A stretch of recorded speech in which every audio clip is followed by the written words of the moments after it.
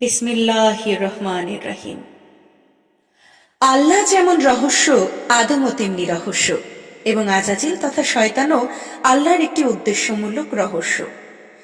একের ভেতর তিনের গুপ্ত রহস্য প্রকাশিত হলে স্বরহস্যের সৌন্দর্য অতি প্রকট রূপে প্রকাশিত হয়, এবং ইহার সৌন্দর্যে অবগাহন করতে পারলেই শিরিক রূপ পর্দা দূরীভূত হয়।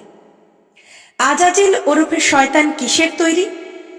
ইসলাম দর্শন বলছে শয়তান এমন এক বিশেষ প্রকার আগুন দিয়ে তৈরি যে আগুনের ধোঁয়া নেই তথা ধূম্রবিহীন অগ্নির দ্বারা সৃজিত। কোন অস্তিত্বের নিজস্ব সত্তা নেই আল্লাহর অস্তিত্ব ছাড়া, কারণ তিনি একের মধ্যেই একক।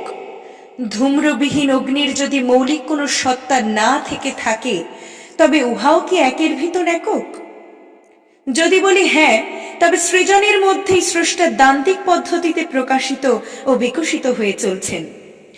তার এই প্রকাশ এবং বিকাশের ধারা প্রতিটি সেকেন্ডে যদি কয়েক হাজার কোটি ভাগ করা হয় এবং সেই ভাগের যতটুকু পরমাণুরূপ ক্ষুদ্রতম সময়ে কয়েক হাজার কোটি সম্পূর্ণ নতুন রূপ দেখিয়ে চলছেন, এবং সেই ক্ষণিকতম সময়ে বিশাল রূপটি আর কোনো দিনও দেখান না, তাই তিনি সব সময় নব নব রূপে বিকশিত হয়ে চলেছেন। তাহলে ইহা শিরকেরই নামান্তর। কিন্তু সৃষ্টিতে শিরক বলতে কিছু নেই, আবার আছেও। অনেকটা শুনতে আত্মবিরোধী। সমাবেশ তো দূরে থাক, সবই একের অনেক রূপের মধ্যে এক রূপে খেলে চলেছেন। মূলত চরম সত্য কথা বলতে গেলে তিনি ছাড়া আর কিছুই নেই। তাই আমাদেরকে দেখতে এবং মর্মে মর্মে বুঝতে চেষ্টা করার তাগিদ দিয়েছেন এই বলে যে, বলো আল্লাহ নিজেই আহাদ। এই আহাদ শব্দটি অতি মারাত্মক এবং গুপ্ত রহস্যপূর্ণ কথা। আহাদের সার্বিক অর্থ হলো তিনি সবকিছু অথবা যা কিছু আছে সবটুকুই তিনি, অথবা তিনিই অখণ্ড সত্তা, অথবা স্বয়ংভূ তথা অ্যাবসলিউট, অথবা একটি অণুও বলতে পারবে না যে সে আল্লাহ হতে আলাদা সত্তা নিয়ে বিরাজিত। যদি বলে, সঙ্গে সঙ্গে শিরক করছে তথা অংশিত্বের দাবি নির্ভয়ে ঘোষণা করছে। সুতরাং এই অণু পরমাণুও অখণ্ড সত্তা হতে আলাদা নয়, মহা এককের মধ্যেই নিমজ্জমান। তাই তিনি আহাদ। তাই তিনি বলছেন যে, দুই পূর্ব এবং দুই পশ্চিমের যেদিকে তাকাও না কেন কিছুই দেখতে পাবে না, কেবলমাত্র তিনি তথা আল্লাহ ব্যতীত। এই দুই পূর্ব এবং দুই পশ্চিম এর ঘোষণার অর্থ হলো কোথাও তিনি ছাড়া কিছুই নেই। তাহলে আমাদেরকে লা শব্দটি উচ্চারণ করতে কেন বললেন? লা দিয়ে কেবলমাত্র আপনার মধ্যে যে অংশিত্বের ভুল ধারণার ছায়া পড়ে আছে তা দূর করে দেয়া। আয়নার ভিতরে আপনার মুখের ছবিটার মধ্যেই লা এর ভ্রান্ত ধারণা লুকিয়ে আছে, তা দূর করতে বলা হচ্ছে। কেবলমাত্র মুখের বলা লা শব্দটির কোনো মূল্যই থাকতো না যদি সত্যিই কোনো অংশীদার থাকতো। কারণ যদি কোনো অংশীদার সত্যি সত্যিই থাকতো, সে যত ক্ষুদ্রই হোক না কেন, তার আকৃতি সবচাইতে ক্ষুদ্র পজিশনেও যদি থাকতো, তবে কখনোই তার অংশিত্বের দাবি ছেড়ে দিত না এবং দিতে পারে না।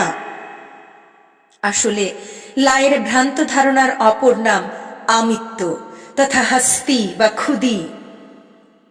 এই আমিত্বের জন্ম কর্ম করার মধ্যে হতে আসে না, কারণ কর্ম কোনোদিন আমিত্বের বন্ধন হতে পারে না। কামনাটাই কর্মের বন্ধন। তাই কামনা আসলেই কর্ম কলুষিত হয়। কামনা আবার আপন হতে আসে না এবং আসতে পারে না। 6টি রিপুর মাধ্যম হতে কামনা আসে। এই কামনাই পর্দা, ইহা অতি সূক্ষ্ম পর্দা। পুলসিরাতের পুলের মতো চিকন এর রূপ এবং তীক্ষ্ণ তরবারির চেয়ে অনেক ধারালো এই কামনার চারিত্রিক বৈশিষ্ট্য। ইহাই আমিত্ব। এই আমিত্ব তথা কামনা বর্জন করতে আদেশ দিচ্ছেন লা শব্দের দ্বারা। এই লা নামক ছায়া দ্বারা এক রং এবং রূপকে বহু রূপে দেখা হয়। এই এককে বহু রূপে দেখাটাই শিরক তথা অংশিত্বের রূপ। 7 রং দেখা যায় এমন কাচের মধ্যে চোখ রাখলেই মনে হবে। চোখ সেই কাচ হতে সরিয়ে ফেলুন, আর 7 রঙের সমাহার আপনি খুঁজেও পাবেন না। অনেকটা কাচের ভেতর এত রূপ দেখার মতো এই কামনা। এই কামনা দূর করতে পারলেই সমস্ত কিছু তিনি ছাড়া আর কিছুই নেই, প্রত্যক্ষ করার দর্শন লাভ হয়। তাই কর্ম কোনোদিন বন্ধনের হেতু হতে পারে না। কামনা যখন কর্মের ওপর আরোপিত হয়, কেবল তখনই হয় বন্ধন, এবং ইহাই আমিত্ব, এবং ইহাকেই দূর করে দেবার জন্য এত লক্ষ কোটি উপদেশ আমাদেরকে প্রদান করা হয়েছে। সব উপদেশেরই মূল লক্ষ্য বা কেন্দ্রবিন্দু হল আমিত্ব পরিত্যাগ করা। তাই তিনি এই কথাও বললেন যে যে তার আমিত্ব ত্যাগ করতে পেরেছে তা তার প্রতিপালক আল্লাহ পাকের দর্শন অবশ্যই পেয়েছে। এখানে অবশ্যই শব্দটি যোগ করে দেওয়া হয়েছে, অর্থাৎ আর কোনো সন্দেহের অবকাশই থাকবে না। গৃহ পরিত্যাগ করতে পারলেই বৈরাগ্য হয় না, আমিত্ব ত্যাগ করতে পারলেই হয় সত্যিকার বৈরাগ্য। কারণ বৈরাগ্যের মাধ্যমেই ইসলামের সত্য উপলব্ধি করতে হয়। বিবাহ বন্ধনে আবদ্ধ হয়ে সংসারে থেকেও বৈরাগ্য পালন করা যায়, আবার বিবাহ না করেও করা যায়, এতে কোনো বাধ্যবাধকতা নেই। তবে এই বৈরাগ্য রুহবানিয়াতের মতো নির্দিষ্ট কোনো অবশ্য পালনীয় নির্দেশ নয়। ইহা ব্যবহারিক পদ্ধতি, নীতি নির্ধারণ পদ্ধতি নয়। ব্যবহারিক পদ্ধতির পরিবর্তন আছে, কিন্তু নীতি নির্ধারণ পদ্ধতির কোনো পরিবর্তন নেই।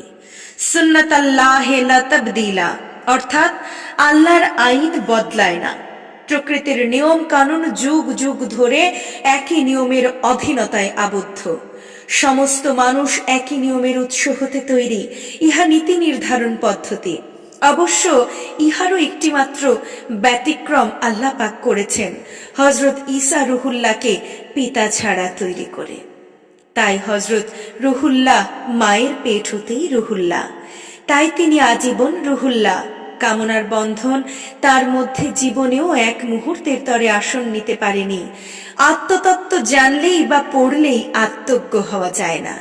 আমিত্ব ত্যাগ তথা কর্তৃত্বাভিমান পরিত্যাগ করতে পারলেই আত্মজ্ঞ হওয়া যায়, অর্থাৎ প্রতিপালক রূপী আল্লাহকে চেনা যায়।